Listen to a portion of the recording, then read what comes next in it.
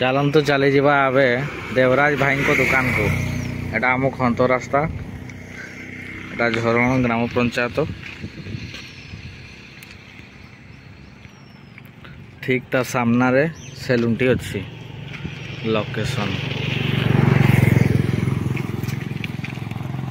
चलतु आम भेटिवा। ओहो एपटे आम पाटपुर रास्ता, रोड पाखरे ही साइन बोर्ड लगी। चलतु भेटी जावा।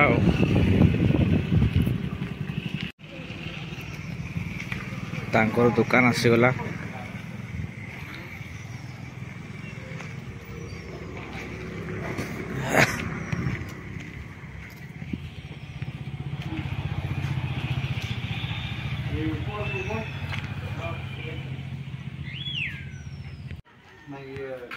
चली आम चुटी काटा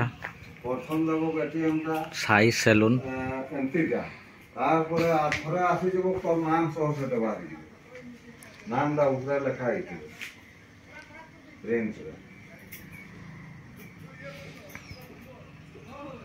आओ भाई नमस्कार।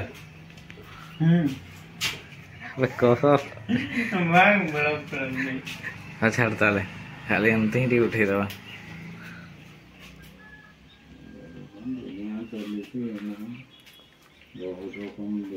चलती चुटी काटा।